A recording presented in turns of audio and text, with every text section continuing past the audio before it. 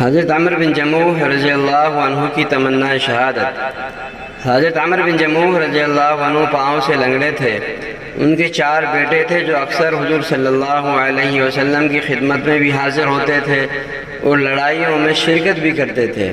غزوہ احد میں عمر بن جموح رضی اللہ عنہ کو بھی شوق پیدا ہوا کہ میں بھی جاؤں۔ لوگوں نے کہا کہ تم معذور ہو، لنگڑے پن کی وجہ سے چلنا دشوار ہے۔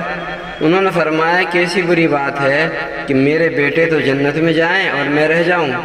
بیوی نے بھی ابھارنے کے لیے تانے کے طور پر کہا کہ میں تو دیکھ رہی ہوں کہ وہ لڑائی سے بھاگ کر لوٹ آیا۔ عمر رضی اللہ عنہ نے سن کر ہتھیار لیے اور قبلے کی طرف منہ کر کے دعا کی، اے اللہ مجھے اپنے اہل و عیال کی طرف نہ لوٹائیو۔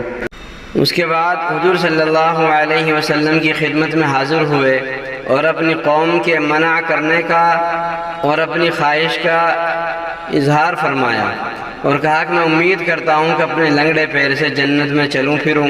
حضور صلی اللہ علیہ وسلم نے فرمایا کہ اللہ نے تم کو معذور کیا ہے تو نہ جانے میں کیا حرج ہے۔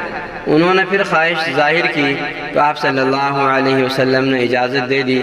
حضرت ابو طلحہ رضی اللہ عنہ کہتے ہیں کہ میں نے عمر کو لڑائی میں دیکھا کہ اکڑتے ہوئے جاتے تھے اور کہتے تھے خدا کی قسم میں جنت کا مشتاق ہوں۔ ان کا ایک بیٹا بھی اس کے پیچھے دوڑا ہوا جاتا تھا، دونوں لڑتے رہے حتیٰ کہ دونوں شہید ہوئے۔ ان کی بیوی اپنے خاوند اور بیٹے کی لاش کو اونٹ پر لاد کر دفن کے لیے مدینہ لانے لگی تو وہ اونٹ بیٹھ گیا۔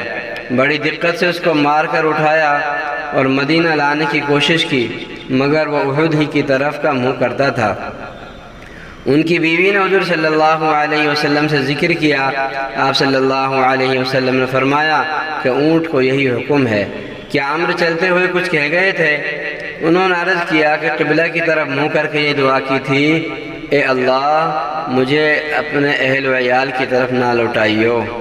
اسی کا نام ہے جنت کا شوق، اور یہی ہے وہ سچا عشق اللہ کا اور اس کے رسول کا، جس کی وجہ سے صحابہ رضی اللہ عنہ کہاں سے کہاں پہنچ گئے کہ ان کے جذبے مرنے کے بعد بھی ویسے ہی رہتے۔